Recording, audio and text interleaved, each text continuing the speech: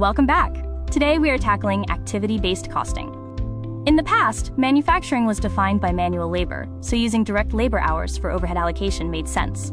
But today, automation has replaced manual touchpoints. And in this high-tech environment, labor hours are often the least relevant metric you could use. Pay close attention. The CMA exam loves testing the shift from volume-based to activity-based logic. Traditional allocation fails in modern settings because overhead is driven by many factors, not just machine hours. A single rate can't capture setups, inspections, or material moves. Traditional methods are only acceptable for simple, homogeneous production. Activity-based costing is the solution to traditional system distortions. Remember the core insight.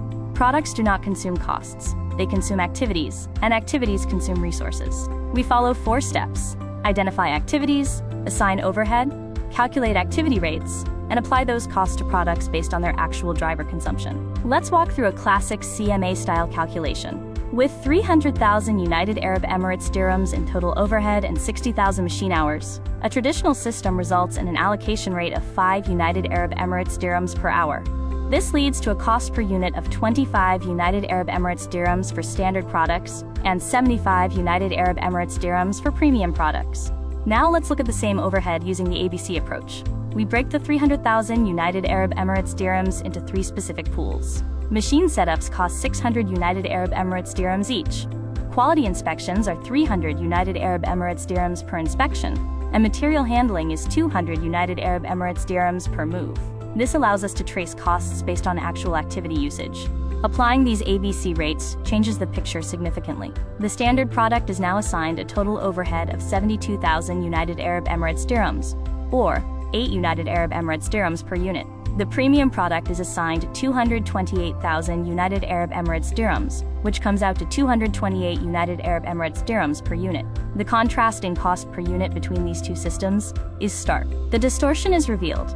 Under the traditional system, the standard product was overcosted, likely causing us to lose sales to rivals. Meanwhile, the complex premium product was drastically undercosted, meaning we were potentially selling it at a loss, which quietly erodes our total company profit. ABC offers clear benefits like pricing accuracy and process improvement. However, it also comes with limitations, including high implementation costs, the need for continuous data maintenance, and the fact that it is for internal management use only. External financial reporting still requires traditional absorption costing to remain GAAP compliant. Comparing them side by side, traditional systems are simpler and GAAP compliant, but less accurate. ABC provides higher accuracy by using multiple activity rates, but with much greater complexity. Crucially, remember that ABC doesn't reduce total overhead. It simply redistributes it more accurately across your product line. You may also see regression analysis on the exam. Before calculating an ABC rate, you must often separate fixed and variable components of a mixed cost pool. We use the regression equation y equals a plus bx, where a is fixed cost and b is the variable rate. This variable rate feeds your ABC calculations. Avoid these 6 traps on the CMA exam. Remember that ABC only changes overhead, not materials or labor. Recognize that simple products are often overcosted traditionally, while complex ones are undercosted. Keep in mind that ABC is just a redistribution method. Use total driver units for rates, perform per unit math correctly, and always verify. To wrap up, here is a final practice question. Under activity-based costing, overhead costs are first traced to A. Individual products, B. Activity cost pools, C. Production departments, or D. Service departments. The correct answer, ISB.